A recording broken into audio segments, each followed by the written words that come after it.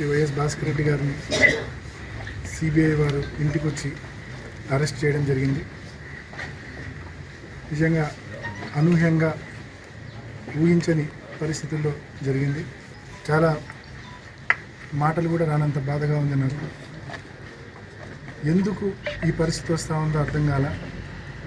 నిజంగా కొన్నిసార్లు మన ఇన్నసెన్స్ ప్రూవ్ చేసుకోవడం కూడా ఉన్న పరిస్థితుల్లో వ్యతిరేకమైన మీడియా, వ్యతిరేకమైన శక్తులు అన్నీ కలిసి మన మీద పోరాడుతున్నప్పుడు, మన మీద దుష్ప్రచారాలు చేస్తున్నప్పుడు మన ఇన్నసెన్స్ మనం ప్రూవ్ చేసుకోవడం కూడా పెద్ద సవాల్తో కూడిన పని. కానీ ఏమాత్రం ధైర్యం కోల్పోకుండా ఆ సవాల్ను స్వీకరించి మా నిజాయితీని తప్పకుండా నిరూపించుకుంటాం. కానీ అర్థం కాని పరిస్థితి ఏంటంటే, గతంలో కూడా చెప్పా, మళ్ళీ చెప్తున్నా, సిబిఐ ఇన్వెస్టిగేషన్లో కీలకమైన అంశాలను ఇగ్నోర్ చేస్తూ ఉంది, డౌన్ ప్లే చేస్తూ ఉంది. డౌన్ ప్లే చేసి చాలా సిల్లీ అంశాలను, అర్థం లేని అంశాలను తెచ్చి ఇవేవో పెద్ద బ్రహ్మాండం బద్దలైనట్లు చూపించే ప్రయత్నం చేస్తూ ఉంది. నిజంగా ఒక ప్రీమియర్ ఇన్వెస్టిగేటింగ్ ఏజెన్సీ అయిన సిబిఐ ఈ స్థాయికి దిగజారడం అనేది ఎంతవరకు సమంజసం ప్రతి ఒక్కరు ఆలోచించాలా. నిజంగా నేనేదో మాటికి మీడియాలో మాట్లాడుతున్నాను కాదు, అనేక సందర్భాల్లో సిబిఐ డైరెక్టర్ దృష్టికి తీసుకెళ్ళాం, కొత్తగా వచ్చిన ఐఓ దృష్టికి తీసుకెళ్ళాం, డిఐజీ కేశవ్ చౌరాషి అనే ఆయన దృష్టికి తీసుకెళ్ళాం, అందరి దృష్టికి ఇటీవల ఏప్రిల్ 3వ తారీఖు కూడా ఈ రిప్రజెంటేషన్ పెట్టడం జరిగింది. ఏప్రిల్ 3వ తారీఖు కొత్త ఐఓ ఛార్జ్ తీసుకున్నాక, కొత్త టీం సుప్రీంకోర్టు డైరెక్షన్స్ మేరకు కొత్త టీం ఛార్జ్ తీసుకున్నాక వాళ్ళకు కూడా స్పష్టంగా విచారణలోని కీ ఆస్పెక్ట్స్ ఏవైతే డౌన్ ప్లే చేశారో వాళ్ళకు పాత చింతకాయ పచ్చడే, పాత పరిస్థితి, కేవలం పాత ఐఓ చేసిన రోల్ను కంటిన్యూ చేస్తూ ఉన్నారు తప్ప ఎక్కడే కానీ ఆ ఇన్వెస్టిగేషన్ను కంటిన్యూ చేస్తూ ఉన్నారు తప్ప ఎక్కడే కానీ మనం పొందుపరుస్తున్న, మనం తెలియజేస్తున్న వాస్తవాలను ఎంక్వైరీ చేసే కనీస ప్రయత్నం కూడా మరి వీరు చేయకపోవడం అనేది మరి దేనికి సంకేతమో అర్థం కావడం లేదు. నిజంగా మీరే ఆలోచించండి. మనం ఇటీవల కూడా కొత్త టీం టేకప్ చేసిన తర్వాత కూడా మనం ఈ రిప్రజెంటేషన్ ఇవ్వడం జరిగింది. ప్రధానంగా ఇందులో మనం చెప్పిన అంశాలు కూడా, వివేకానంద రెడ్డి గారు చనిపోయిన తర్వాత మేమెవరం కూడా అక్కడికి ఇంకా రీచ్ కాకముందే డెత్ నోట్ వివేకానంద రెడ్డి గారు స్వయంగా రాసిన లెటర్ అక్కడ ఉండింది.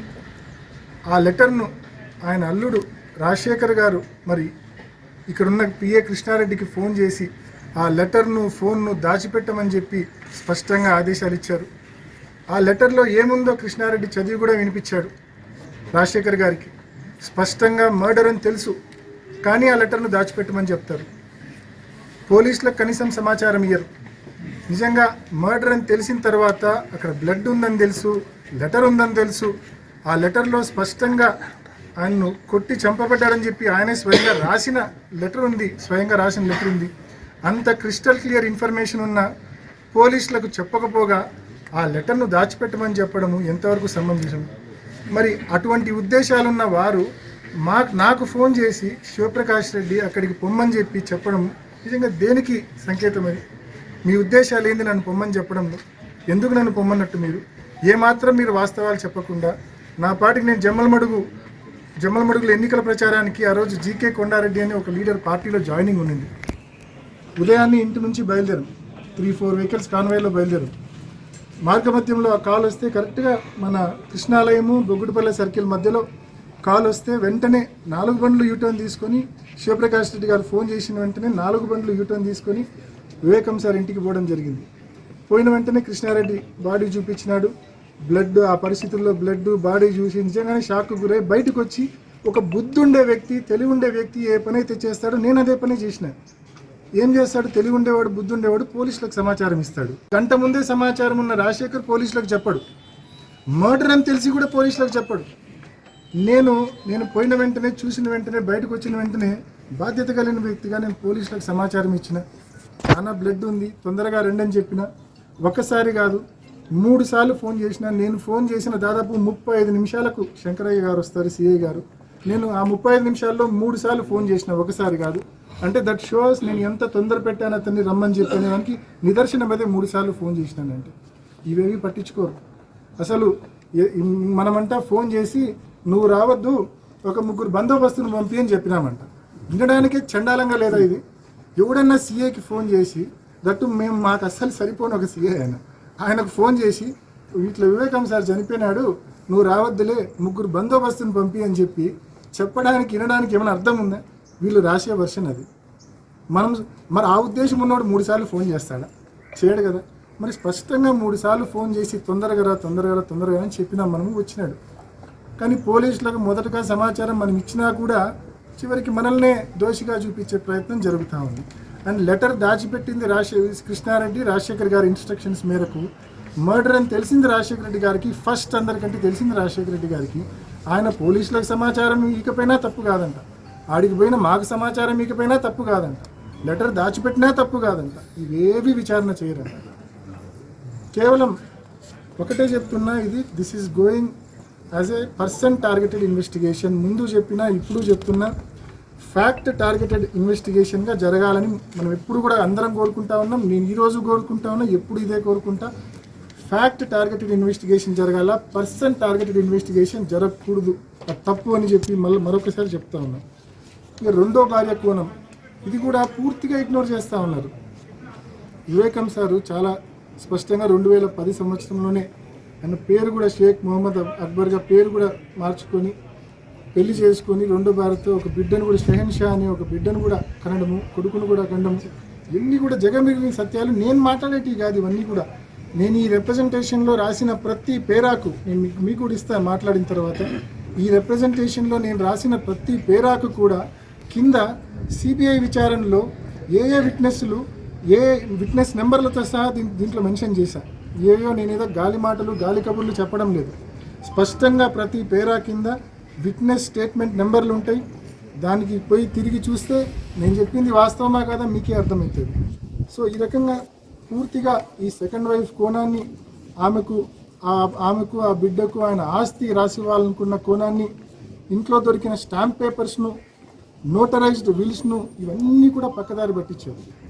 నిజంగా నోటరైజ్డ్ బిల్స్ ఇంట్లో దొరికినాయి, stamp papers with round seals ఇంట్లో దొరికినాయి అని చెప్పి స్వయంగా దస్తగిరి స్టేట్మెంట్లోనే 164 స్టేట్మెంట్లోనే వీళ్ళు ఏదైతే ప్రగాఢంగా నమ్ముతున్నారో A4 స్టేట్మెంట్, దస్తగిరి స్టేట్మెంటు దాంట్లోనే పూర్తిగా ఉంది. కానీ ఇప్పటిదాకా ఈ రికవరీ చేయాల.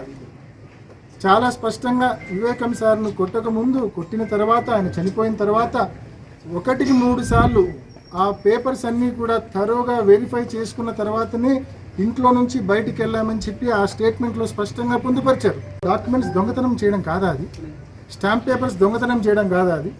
మరి అంత 1కి 3 సార్లు థరోగా వెరిఫై చేసుకొని చెక్ చేసి దొంగతనం చేసుకొని పోతే డాక్యుమెంట్స్, మీరు మరి దొంగతనానికి సంబంధించిన సెక్షన్లు ఎక్కడ పెట్టారండి? ఇదే సిబిఐని ప్రశ్నిస్తా ఉన్నా నేను. మీరు దొంగతనానికి సంబంధించిన సెక్షన్స్ ఈ కేసులో ఎక్కడ పెట్టారు? కేవలం 120B, 201, 302 తప్ప థెఫ్ట్కి సంబంధించి, స్టీలింగ్కి సంబంధించి అంత విలువైన స్టాంప్ పేపర్స్ పోతే వాటికి సంబంధించిన సెక్షన్స్ మీరు ఎందుకు గాను పెట్టలేదని చెప్పి ప్రశ్నిస్తూ ఉన్నా.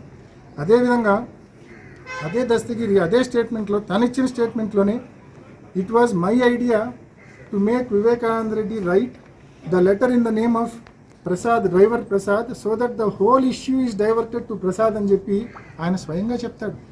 అంటే అది తన ఐడియా, అది దస్తగిరి ఐడియా. డ్రైవర్ ప్రసాద్ పేరుతో వివేకానంద రెడ్డి గారిని కొట్టి లెటర్ రాపివ్వడం అనేది తన ఐడియా. సో దట్ కేసు మొత్తం ప్రసాద్ మీదికి డైవర్ట్ చేయొచ్చు అని చెప్పి ఇలా రాయాలనుకోవడం తన ఐడియా అని చెప్పి స్వయంగా దస్తగిరి చెప్తాడు.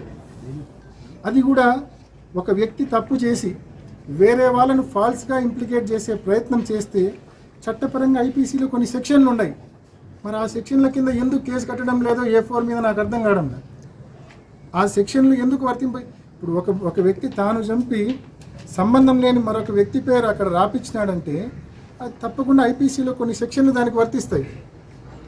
దట్టు లైఫ్ సెంటెన్స్ పడే పనిష్మెంట్ ఇక్కడ. మరి తప్పకుండా ఐపీసీలో కొన్ని సెక్షన్లు దానికి వర్తిస్తాయి. అవి పొందుపరచరు. మరి ఎందుకు A4 కానీ అక్కడ ఉండే వాళ్ళకి కానీ ఈ డాక్యుమెంట్స్ స్టీల్ చేసినప్పుడు దొంగతనం సెక్షన్లు మీరు ఎందుకు అక్కడ పెట్టలేదు?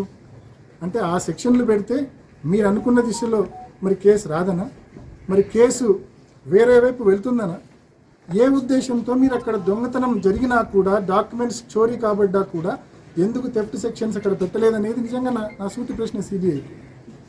రెండోది, ఒక వ్యక్తి తాను చంపిన తర్వాత అది వేరే వాళ్ళ మీద డైవర్ట్ చేయడానికి మరొకరి పేరు రాస్తే మరి దానికి సంబంధించిన ఐపీసీ సెక్షన్లు ఎందుకు అతని మీద కట్టలేదు? ఎందుకు A4కి ఇంత రిలీఫ్ మీరు ఇస్తూ ఉన్నారు? ఇప్పుడు రంగన్న స్టేట్మెంట్స్ చాలా స్పష్టంగా ఉన్నాయి. వాచ్మెన్ రంగన్న తాను స్వయం సార్ను కొట్టి చంపుతా ఉండేది స్వయంగా తానే చూసినానని చెప్పి ఆ 4 పేర్లతో సహా వాచ్మెన్ రంగన్న చెప్తాడు. వాచ్మెన్ రంగన్న స్వయంగా 4 పేర్లు చెప్పిన తర్వాత మళ్ళా అంటే నీకు కేసు బ్రేక్ త్రూ వచ్చిన తర్వాత 4 ముద్దాయిలు ఎగ్జిక్యూట్ చేసిన వాళ్ళు ఎవరో నీకు దొరికిన తర్వాత మళ్ళా అందులో ఒకరిని నువ్వు అప్రూవర్గా తీసుకుంటున్నావంటే, ముద్దాయి నుంచి సాక్షిగా నువ్వు మార్చుకుంటున్నావంటే దానికి స్వయంగా చనిపోయిన వ్యక్తి కూతురు కానీ కొడుకు కానీ ఎటువంటి అబ్జెక్షన్ చేయడం లేదంటే ఇది దేనికి సంకేతం? అంతా హ్యాండింగ్లో విత్ ఈచ్ అదర్ ఉన్నారనే కదా అర్థం. అంతా కలిసికట్టుగా ఎవరి మీదకో నెట్టే ప్రయత్నం చేస్తూ ఉన్నారనే కదా అర్థం.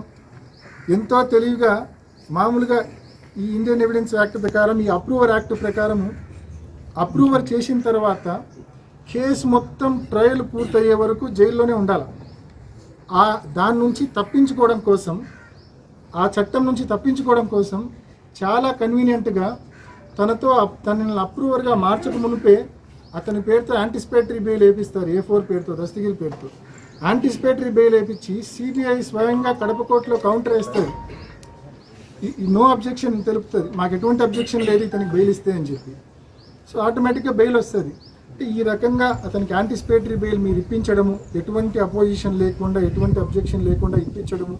దీనికి సునీతమ్మ ఈరోజు ఎవరు బెయిల్ పిటిషన్ వేసినా గత 2 ఏళ్ళుగా సునీతమ్మ వెంటనే ఇంప్లిమెంట్ పిటిషన్ వేస్తూ ఉంది. మీరు చూస్తూ ఉంటారు, ప్రతి దాంట్లో ఇంప్లిమెంట్ పిటిషన్ వేస్తూ ఉంది. మరి ఆ రోజు దస్తగిరికి యాంటిసిపేటరీ బెయిల్ తాను వేసుకున్నప్పుడు ఎందుకు కానీ ఇంప్లిమెంట్ పిటిషన్ వేసి నువ్వు ఎందుకు ఫైట్ చేయలే?